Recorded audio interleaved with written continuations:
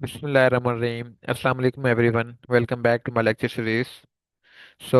In previous lecture we were discussing about the complex number, operations on complex number, and we also discussed about the power of iota.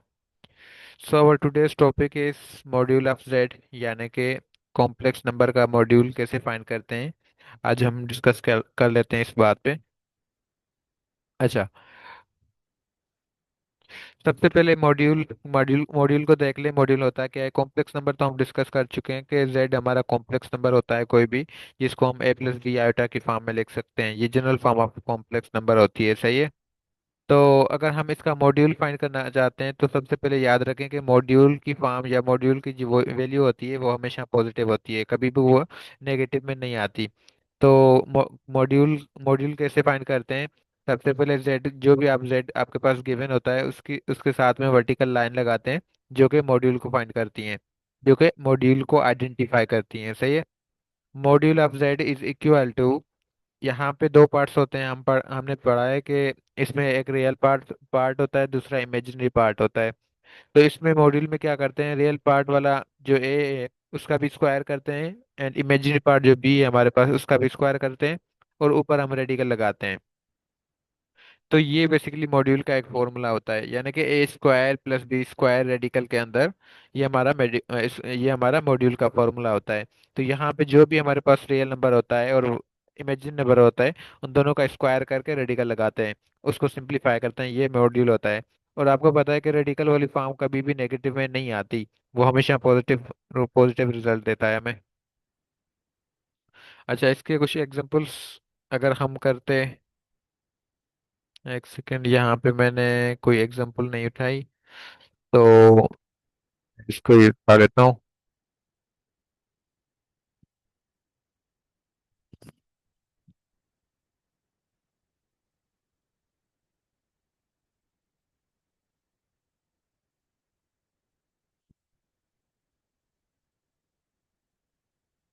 अच्छा, यहाँ पे देख लें, मैंने एक एक कॉम्प्लेक्स नंबर लिया है, z is equal to 3 + 5 iota. अगर यहाँ पे मैं इसका मॉड्यूल फाइंड करना चाहता हूँ, मॉड्यूल ऑफ z, तो कैसे फाइंड करेंगे? हमें पता है कि सबसे पहले रेडिकल आता है, और यहाँ पे तो सॉल्यूशन में से पहले आप इस तरह लिखे ना कि मेरे पास यहाँ पे जो a की वैल्यू है वो कितनी है, 3, एंड b की वैल्यू कितनी है हमारे पास, 5।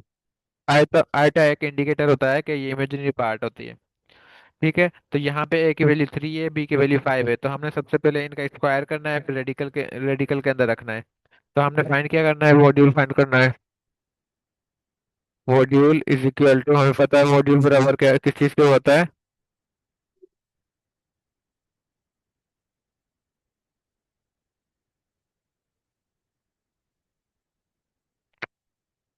एक second,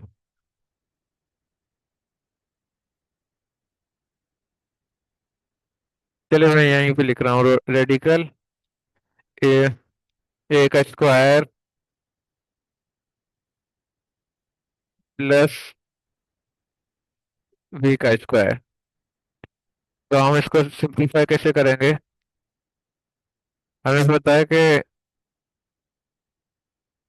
radical as it is मैंने लिखा, ए का स्क्वायर, 3 का स्क्वायर,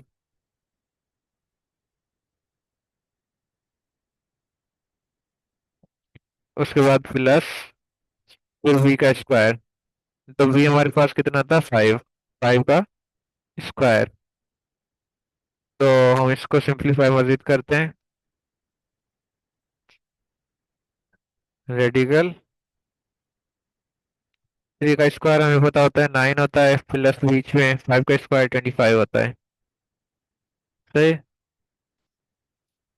तो इसके आगे हम करते हैं रेडिकल, 9 + 25 कितना होता है, 34। तो रेडिकल के अंदर 34 बेसिकली इसका मॉड्यूल होता है, इसका रिजल्ट होता है। तो इसी चीज को हम मॉड्यूल कहते हैं। अच्छा, उसके बाद क्या है आगे? Properties of fundamental operations on complex number, यानी कि इसमें कॉम्प्लेक्स नंबर में प्रॉपर्टीज होते हैं, कुछ ऑपरेशंस होते हैं। जिस तरह हमने रियल नंबर में पढ़ा था कि वहाँ पे भी बहुत सारी प्रॉपर्टीज पढ़ी थी।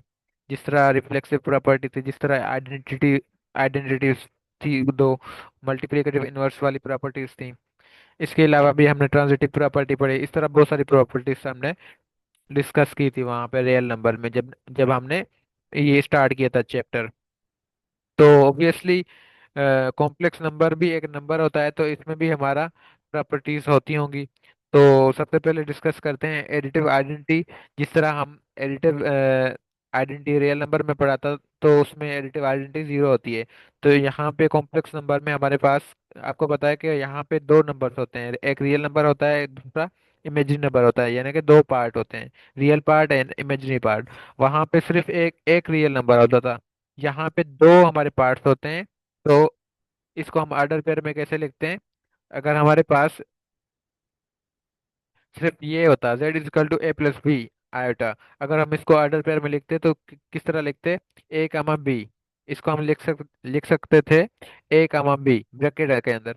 तो यहाँ पे भी यही चीजें लिखी हुई हैं।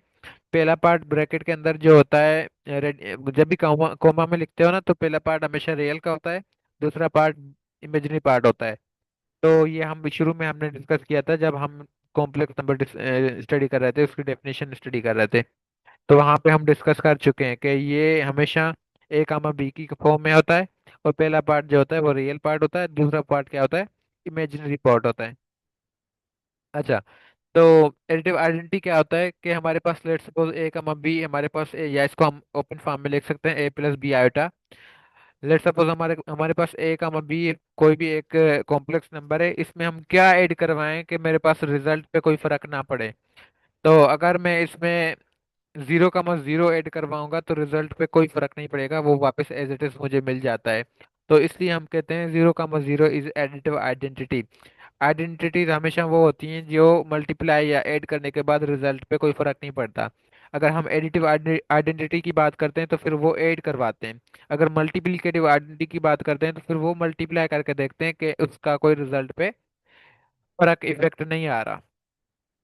अच्छा, तो यहाँ पे ए प्लस बी, सॉरी, हमने ए कामा बी लिखा, और प्लस में 0,0, इसको देखते हैं क्या सेम रिजल्ट वापस रिटर्न में मिलता है हमें। तो यहाँ पे इसको ओपन करके लिख सकता हूँ ए प्लस बी आयोटा, क्योंकि सेकंड पार्ट इमेजिनरी पार्ट होता है, फर्स्ट पार्ट हमें पता है कि रियल पार्ट होता है। तो प्लस में 0 + 0 आयोटा, रियल को रियल के साथ ऐड करवाएं एंड इमेजिनरी को इमेजिनरी के साथ ऐड करवाएं। A plus 0 0, a plus zero यही होता है, and b iota plus 0 iota, ये अगेन बी आयोटा होता है। अगेन हम इसको ऑर्डर पेयर में कन्वर्ट करते हैं तो ए कामा बी बन जाता है। तो हमें ये रिटर्न होके वापस मिल रहा है, यानी कि 0,0 हमारे पास एडिटिव आइडेंटिटी था कॉम्प्लेक्स नंबर का। उसके बाद एडिटिव इनवर्स भी होता है। तो जिस तरह हमने रियल नंबर में पढ़ा था कि हर नंबर का एडिटिव इनवर्स होता है, तो यहाँ पे भी हम कह सकते हैं कि हर नंबर का एडिटिव इनवर्स होता है कॉम्प्लेक्स नंबर में। लेट सपोज मेरे पास ए प्लस ए, बी एक कॉम्प्लेक्स नंबर है। हम चाहते हैं कि इसका इनवर्स फाइंड करें। इनवर्स का मतलब होता है कि इसमें क्या ऐड करवाएं, एडिटिव इनवर्स फाइंड कर रहे हैं ना, तो इसमें क्या ऐड करवाएं कि मेरे पास रिजल्ट में एडिटिव आइडेंटिटी आ जाए, यानी कि 0 0 आ जाए। तो ए, बी में अगर मैं -a, -b ऐड करवाता हूँ, तो फिर वो रिजल्ट मेरे पास 0 0 हो जाता है। प्लस ए के साथ -a कैंसिल आउट हो जाएगा, और प्लस बी के साथ -b कैंसिल आउट हो जाएगा। तो एडिटिव एडिटिव आइडेंटिटी पड़ी, 0,0 होती है। एंड एडिटिव इनवर्स क्या होता है? ए, बी, हर नंबर का अपना अपना होता है। अगर ए, बी हमने जनरल फॉर्म पढ़ी है अभी यहाँ पे, तो उसकी -a, -b होता है। अगर यहाँ पे कोई नंबर होता है कि 5,3, तो फिर -5,3, यानी कि उन दोनों डिजिट्स की साइन चेंज होती है जस्ट, तो वो इनवर्स हो जाता है उसका। सही है। अच्छा, उसके बाद मल्टीप्लिकेटिव आइडेंटिटी क्या होती है? मल्टीप्लिकेटिव आइडेंटिटी यानी कि क्या हम कॉम्प्लेक्स नंबर में कोई ऐसा नंबर मल्टीप्लाई करवाएं जिस पर रिजल्ट पे कोई इफेक्ट ना पड़े। यानी कि मेरे पास लेट सपोज ए, बी कोई भी कॉम्प्लेक्स नंबर है। अच्छा, ए, बी कोई भी कॉम्प्लेक्स जनरल फॉर्म है कॉम्प्लेक्स नंबर की। तो अगर 1,0 हम इससे मल्टीप्लाई करवाते हैं तो रिजल्ट पे कोई फर्क नहीं पड़ेगा। तो हम इसको कह सकते हैं 1,0 के 0 को कि ये मल्टीप्लिकेटिव आइडेंटिटी होता है। चलें देखते हैं। हमें पता है कि ये ऑर्डर पेयर में लिखा हुआ है, तो हम ए प्लस बी आयोटा इसको लिख सकते हैं। एंड वन का हम जीरो को लिख सकते हैं वन प्लस जीरो आयोटा। तो जीरो आयोटा तो वैसे भी हमें जीरो नंबर दे, ये जीरो आयोटा हमें जीरो जीरो ही देगा। तो हम इसको जीरो के बजाय वन भी लिख सकते हैं। तो वन जब भी मल्टीप्लाई करेंगे ए प्लस बी आयोटा से, तो अगेन हमें ए प्लस बी आयोटा वापस रिटर्न करेगा। तो ए प्लस बी आयोटा अगेन क्या होता है, ए कमा बी होता है। तो ये फिर देखें, वन का जीरो मल्टीप्लाई करने के बाद हमें वापस रिटर्न होके सेम रिजल्ट आ रहा है। तो इसको कह सकते हैं कि वन का जीरो इज मल्टीप्लिकेटिव आइडेंटिटी।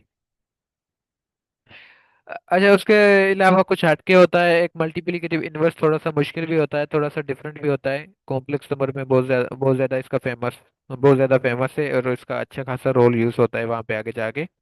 तो मल्टीप्लिकेटिव इनवर्स, कॉम्प्लेक्स नंबर में मल्टीप्लिकेटिव इनवर्स क्या होता है? सबसे पहले जेड इनवर्स से हम फाइंड करते हैं। माइनस वन का मतलब होता है inverse is equal to A by A square plus B square, comma minus B का divide A square plus B by B square. तो ये एक इसका फॉर्मूला होता है। हम एक एग्जांपल भी इसकी कर सकते हैं, अभी हम करेंगे। और उससे पहले हम ये देखें कि ये बेसिकली किस चीज़ का फॉर्मूला आपको नजर आ रहा है, इनवर्स वाला। ऊपर अगर हम देखें ए माइनस बी, यानी कि ये तो हमें कॉन्जुगेट नजर नहीं आ रहा कि ए प्लस बी आयोटा का कॉन्जुगेट ए माइनस बी होता है। तो फिर ऊपर तो हमारे पास क्या है? ऊपर हमारे पास उसका कॉन्जुगेट है। एंड डिवाइड में हमारे पास क्या है? हमने अभी अभी पढ़ा था कि मॉड्यूल जो होता है ए square plus B square radical के अंदर होता है। तो क्या हम मॉड्यूल का स्क्वायर कह सकते हैं डिवाइड वाले पार्ट को, क्योंकि दोनों पार्ट्स में A square plus B square होता है। तो ए square plus B square radical के अंदर आएगा। तो स्क्वायर रेडिकल के साथ कैंसिल आउट हो जाएगा। तो फिर हमारे पास यही रिजल्ट आएगा कि A square plus B square. तो मैं लिख सकता हूँ कि जेड इनवर्स इज बेसिकली क्या होता है? जेड का कॉन्जुगेट डिवाइड में मोड ऑफ जेड स्क्वायर। ये दोनों आप सिंप्लीफाई करोगे तो ये वाला फॉर्मूला बन जाएगा आपके पास। तो इसको आप ये भी लिख सकते हो, जेड का कॉन्जुगेट डिवाइड में मॉड्यूल मॉड्यूल ऑफ जेड का स्क्वायर। अच्छा, जेड इंटू जेड इनवर्स हमेशा क्या होता है?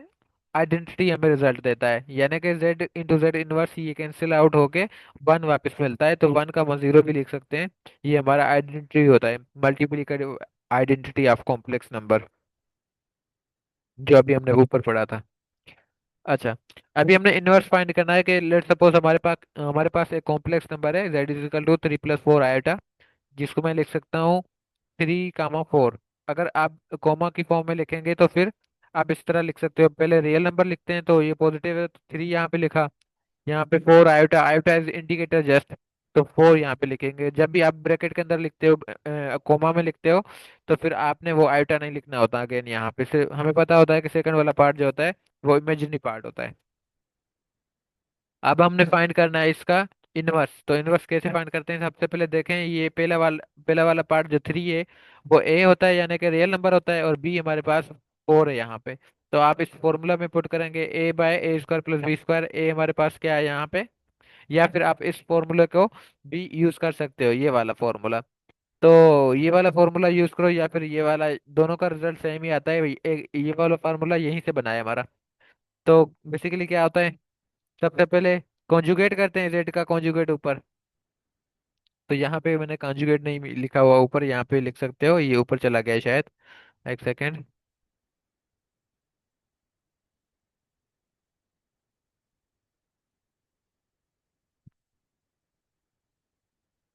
यहाँ पे कॉन्जुगेट आ गया। डिवाइड में क्या था? मोड का स्क्वायर। तो इसका कॉन्जुगेट क्या होता है? थ्री प्लस फोर आयोटा का। थ्री प्लस फोर आयोटा का कॉन्जुगेट हो जाएगा, इमेजिनरी वाले पार्ट का साइन चेंज करें, यानी कि थ्री माइनस फोर आयोटा बन जाएगा। आयोटा तो कैंसिल कर सकते हो आप। इसको अगर आर्डर पेयर में कन्वर्ट करें तो थ्री माइनस फोर हो जाएगा हमारे पास। बाकी इसका डिवाइड में mod of z whole square, square radical के साथ खत्म हो जाता है, बाकी a square plus B square बन जाता है। तो ए स्क्वायर प्लस बी स्क्वायर कितना होता है? ए का स्क्वायर नाइन, बी का स्क्वायर फोर्टी सिक्सटीन। तो वो सम करवाना होता है, हमें पता है ए स्क्वायर प्लस बी स्क्वायर होता है। तो थ्री सिक्सटीन प्लस नाइन कितना होता है? 25। मैंने यहाँ पे 25 लिखा। तो 25 दोनों से डिवाइड हो रहा है। थ्री बाई 25 भी लिख सकते हैं, कॉमा माइनस फोर बाय 25 भी लिख सकते हैं यहाँ पे। तो यही हमारा बेसिकली रिजल्ट है, इसका इन्वर्स है। और इसको हम मजीद सिंप्लीफाई कर सकते हैं कि क्योंकि ये हमारे पास कॉमा में पड़ा हुआ है, तो हम इसको आयोटा फॉर्म में भी लिख सकते हैं। 3/25 माइनस बाहर आ जाएगा, और 4/25 आयोटा अब यहाँ पे आ जाएगी। क्योंकि जब भी हम कॉमा में लिखते हैं तो फिर कॉमा में हम आयोटा नहीं लगाते। जब भी कॉमा से बाहर आते हैं, ब्रैकेट से बाहर आते हैं, तो फिर आयोटा हमें लगाना पड़ता है, इंडिकेटर। सही है। तो आज का हमारा टॉपिक यहीं तक था इंशाल्लाह। फिर हम मिलते हैं कल एक नई वीडियो में। कल हम डिस्कस करेंगे इंशाल्लाह रियल कोऑर्डि इसमें रियल प्लेन, या फिर जिसको हम कह सकते हैं कोऑर्डिनेट प्लेन। तो इंशाल्लाह ये वाला टॉपिक हम कल डिस्कस करते हैं। आज वाला टॉपिक यहीं तक काफ़ी है इंशाल्लाह।